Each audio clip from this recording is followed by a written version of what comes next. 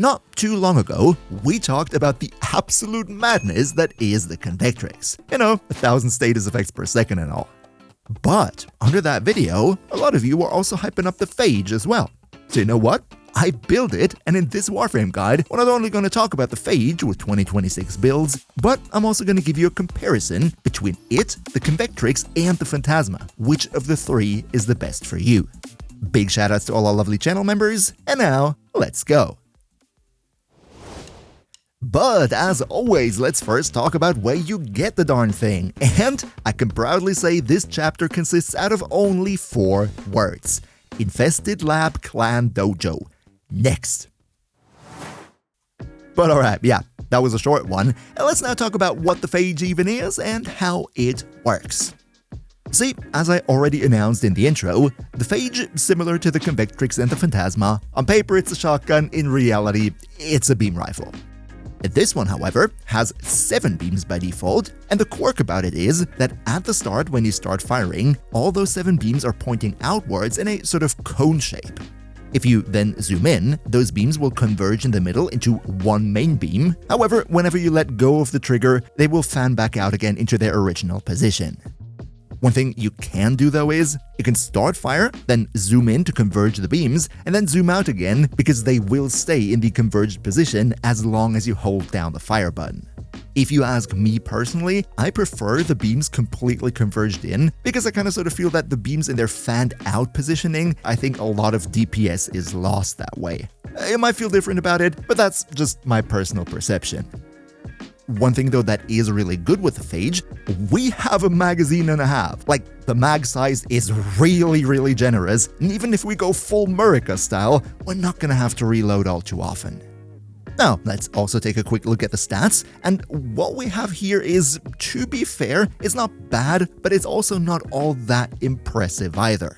We're having sub-average crit stats with 19% chance and a 2x multiplier, and where usually that would mean we get a lot of status chance, also that, while not being bad, it's also nothing to write home about at 15.5% at base. Now, to be 100% fair, we do have 7 beams, so a base multi-shot value of 7, which then makes it appear much better. As for the damage, this is kind of sort of the defining thing about the Phage, because it comes with pure viral damage and nothing else. That is pretty cool to have, making the enemies more susceptible to your damage. So yeah, overall, on paper, the Phage doesn't look all that much impressive.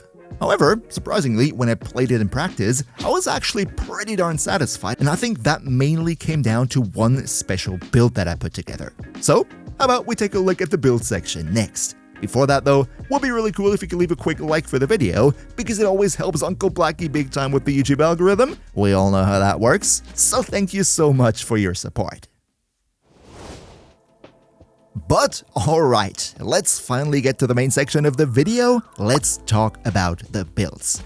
And in this one, I have 3 different builds prepared for you.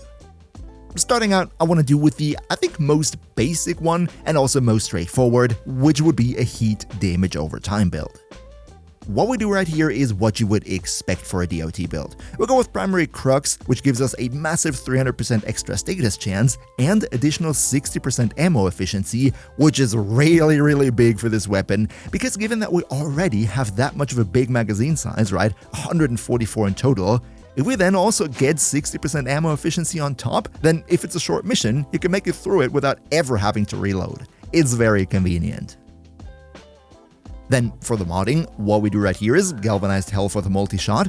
Up next we also have Galvanized Savvy, pretty self-explanatory too, more status chance, given that it's a status DOT build, that's of course what we want. And because it is a DOT build, we need Faction Damage and Elementalist. If we don't have these 2 features, then we're significantly hindering our damage output.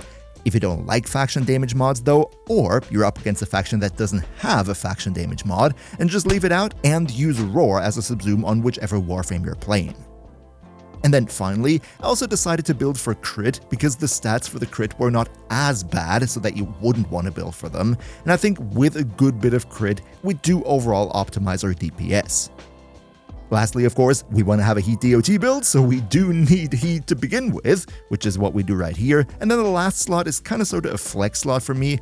I personally chose to go for fire rate, which I think is a great DPS boost for this weapon, because remember, we have crazy magazine size and ammo efficiency on top, so 90% fire rate just equals 90% more damage with barely any noticeable downside. However, you're totally flexible here. If you have your fire rate on the Warframe with an arcane or something, then another great option would be Seeking Force, giving you punch through, which will make your beam go through enemies, hitting multiple at once, which is also oftentimes recommended on this weapon. And overall, when we see this build in action, you can see it right there, it does inflict quite a lot of heat in very rapid succession, and it does take down the enemy health quite significantly. However, before we go on to the next build, there is one more thing that I wanted to mention here, because I feel that this is a specific feature that only makes sense on the Phage and not on the other beam shotguns, and that would be replacing primary Crux with primary Overcharge. See, as we mentioned before, the base status per projectile is not as crazy high as the 45% base status chance that, let's say, the Convectrix has, right? And that means it doesn't hurt the Phage as much as the Convectrix to just not mod for that much status chance. Quite the contrary, because the Convectrix only has 2 beams, but the Phage has 7 at base, that means if we double down into multi-shot, that is much more viable than on other shotguns. And primary Overcharge, on a Warframe with a lot of maximum energy, that can work like a charm, especially if you combine it with Side 09. As you can see right here, my Side 09 has 800 maximum energy, which gives me almost a maxed out overcharge. I personally get 282%. And the crazy thing here is that Side 09 has this elemental ammo. And the elemental ammo has a guaranteed status effect of the element that you use the ammo on. So with a lot of multi-shot that we have right here, I think over 30 multi-shot at this point, we get so much blast. Look at this, look at the blast, look at how we blow absolutely everything up because of those guaranteed blast status effects that come from the Side 09 ammo. We can also test this by grouping up the enemies and then just firing in the middle. Look. Oh yeah, I had combat discipline. However, I have one more build for you, and this one is actually my personal favorite. This right here would be it, and it uses primary Debilitate. I personally think Debilitate is absolutely perfect on the Phage, and I'm also going to explain to you why. First off, the main portion of the build is basically the same, while also having a pretty damage over time focused build. Pretty much all the mods here are the same. The only thing that is different is that we use Shell Shock as well as Toxic Barrage to add corrosive to our viral damage. Of course though, if you were going up against an enemy faction that isn't weak to corrosive or doesn't have armor, you would change the element, where my personal preference would be to remove that thing entirely, go for Atomic Fallout, which provides radiation, and then go for more fire rate with Shotgun Barrage or something. That would be my personal version against unarmored enemies. Against Grenier though, go with corrosive. But let's quickly talk about primary Debilitate. I've explained it a lot already, so I'm not going all that much into the details. Basically what happens here is, if you have a combined element, of which we have 2, and that combined element has its maximum amount of stacks, in this case 10 for viral and 10 for corrosive, then every further status effects of these 2 that you would technically inflict will be one of the 2 base elements instead that the combined element is made of. So as soon as we have 10 corrosive, every further corrosive proc will either give us electricity or toxin on the enemy. This is pretty cool because with all the status chance that we're rocking here, we're gonna max out viral and corrosive pretty darn fast, which is gonna add tons of cold, toxin, electricity, and even more toxin on the enemy, and that deals a bunch of damage. The reason though why it is so good on specifically the Phage compared to the other shotguns is that it comes with innate viral, right? One combined element, and probably the best combined element right off the bat. And what's even more, we still have Galvanized Savvy. Galvanized Savvy gives us up to 80% more base damage per status type on the enemy. And with Debilitate, and Viral, and Corrosive, that means our Galvanized Savvy is going to give us bonus damage based on Viral, Corrosive, Cold, Toxin, and Electricity, with this combination right here, we're gonna have 5 stacks of plus 80% more damage from Galvanized Savvy. By the way, if you were using the radiation version that I showed earlier, it would even be 6 different elements, because if you have radiation instead of corrosive, then you also bring heat into the mix as well. So if we test this one out, as you can see, once the buffs are there, the enemies are just absolutely melting. It's just like 1 or 2 damage ticks and they're instantly gone. It's like they also freeze in like just a split second, which shows you how quickly Debilitate kicks into action on those foes. And that I think is my personal favorite build on the Phage. But before you click off the video, I have one more important point to make. Because my verdict on all of these weapons was basically, oh my god, look at how great they are. So you might be wondering, which one is the best? Which one is right for you? So let's talk about that.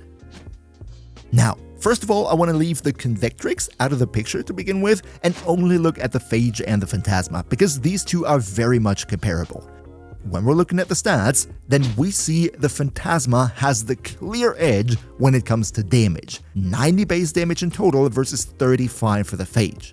On top of that, we also have a much higher base status chance of 22.2 versus 15.5%, which all in all means that the Phantasma dishes out many more status effects per second with much higher damage at the same time. Downside here though is that the Phantasma has like the worst crit stats possible. However, there is one important point to make. When it comes to crit, it is becoming much easier to fix that if a weapon doesn't bring good crit stats right off the bat.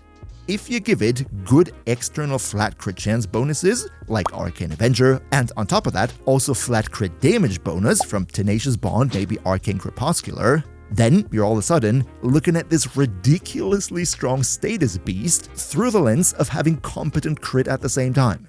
For the Phage though, which has better crit but therefore lower status chance, it's a bit more difficult to fix that, because outside of Cyto 9 or maybe Lavos, there's really nothing you can do to fix a lower status chance. But now, before we draw our verdict, let's also take a look at the Convectrix. This one is quite interesting in the sense that it only has a multi-shot value of 2, it only has 2 beams, but therefore it has ridiculously high status chance and also surprisingly high crit damage at 2.4 times. So what does that mean for those 3 weapons in general? I personally would say, and please remember that is only my opinion, you're free to disagree in the comments down below. But I think if you want a weapon with the best possible single target damage over time performance, then the Phantasma has the highest ceiling if you take advantage of all the external buff. Flat crit chance, ideally Harrow, ideally Invisible with Arcane Crepuscular. On the flip side, we would have the Convectrix, which still has pretty respectable single target performance through all the ridiculous status spread that it has. However, I see the Convectrix as more of a group clearer, more for like those narrow corridor situations, because with its ult fire, where the 2 beams move to the left and right, basically sweeping down everything in front of you, that makes it really good against larger groups of smaller enemies. Just keep in mind, if you want to have the best performance possible with the Convectrix, you gotta have the efficient beams augment. And then lastly, where does this put the weapon of today's video, the Phage? Well, I think the Phage is an interesting case, because on paper, I feel it is inferior to the Phantasma when it comes to single targets, and inferior to the Convectrix when it comes to group situations, but at the same time, it feels the most convenient and most flexible out of the 3. What I mean is, where the Phantasma needs the full external crit buffs and the perfect loadout to make up for its shortcomings, and the Convectrix needs its own augments and ideally also some external crit buffs, the Phage is really actually good just by itself. Sure, you can use this nice Cyto 9 synergy that I showed earlier, but as you saw with the Heat DOT build, and specifically the Debilitate build, it does perfectly fine just by itself. And now, don't miss my ultimate guide on the best farms in Warframe 2026. Another massive shout out to Niels V, Demon Lord Zell, Demon Emperor, Emperor Prime, Nost Linux Gaming, Turtle Pier, Underkanio2, Skyla Bowser, Mihaki, Socrates the Almighty Rat, Leo Murasaki, Shadow Lockhart, Hound Tagas, Patrisator, Boomeo1, Mr. Games Plays, Zave, Awindai, Azengen, Quax, Henrik5984, Blue Eagle 98, Hearthwield, and all other generous channel members for your continuous support. We see each other hopefully in the next one, and until then, as always, good loot.